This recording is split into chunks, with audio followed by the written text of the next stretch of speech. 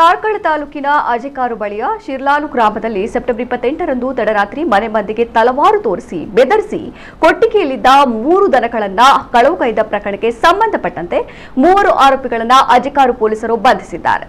ಕಾರ್ಕಳ ನಲ್ಲೂರು ಗ್ರಾಮದ ಬೋರ್ಕಟ್ಟೆಯ 31 ವರ್ಷದ ಯೂನಿಸ್, ಮೂಡುಬಿದ್ರೆ ಕಲ್ಲಬೆಟ್ಟುವಿನ 28 ವರ್ಷದ ನಾಸಿರ್ ಮತ್ತು ಮೂಡುಬಿದ್ರೆ ಪುತ್ತಿಗೆ ಗ್ರಾಮದ ಮಿಜಾರಿನ 29 ವರ್ಷದ ಇಕ್ಬಾಲ್ ಬಂಧಿತ ಆರೋಪಿಗಳು.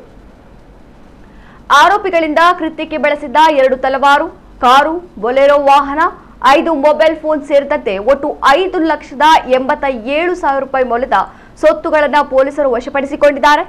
ಸೆಪ್ಟೆಂಬರ್ 28ರಂದು ರಾತ್ರಿ 2:15 ವೇಳೆಗೆ ಜಯಶ್ರೀ ಎಂಬುವರ ಮನೆಯ ದನದ ಕೊಟ್ಟಿಗೆಗೆ 3 ಅಪರಿಚಿತ ವ್ಯಕ್ತಿಗಳು ತಲವಾರುಗಳೊಂದಿಗೆ ನುಗ್ಗಿ ಬೆದರಿಸಿ ಕೊಟ್ಟಿಗೆಯಲ್ಲಿದ್ದ ಸುಮಾರು 35,000 ರೂಪಾಯಿ ಮೌಲ್ಯದ 3 ಹಸುಗಳನ್ನು ಕಳ್ಳತನ ಮಾಡಿರುವ ಬಗ್ಗೆ ಅಜೆಕಾರು ಪೊಲೀಸ್ ಠಾಣೆಯಲ್ಲಿ ಪ್ರಕರಣ ದಾಖಲಾಗಿತ್ತು. ಈ ಸಂಬಂಧ ಕಾರ್ಕಳ ಉಪವಿಭಾಗದ ಸಹಾಯಕ ಪೊಲೀಸ್ ಅಧೀಕ್ಷಕಿ ಡಾಕ್ಟರ್ ಹರ್ಷಾ ಪ್ರಿಯಂವದ ಮಾರ್ಗದರ್ಶನದಲ್ಲಿ ಪ್ರಕರಣ ತನಿಖಾಧಿಕಾರಿ ಮಂಜಪ್ಪ ಡಿಆರ್ ಹಾಗೂ ಅಜೆಕಾರು ಠಾಣಾ ಎಸ್ಐ ಮಹೇಶ್ ಟಿಎಂ ನೇತೃತ್ವದಲ್ಲಿ ತನಿಖಾ ತಂಡವನ್ನು ರಚಿಸಿದ್ದು, ತನಿಖಾ ತಂಡವು ವಿವಿಧ ಆಯಾಮಗಳಲ್ಲಿ ತನಿಖೆ ನಡೆಸಿ 3 ಆರೋಪಿಗಳನ್ನು ಬಂಧಿಸಿದೆ.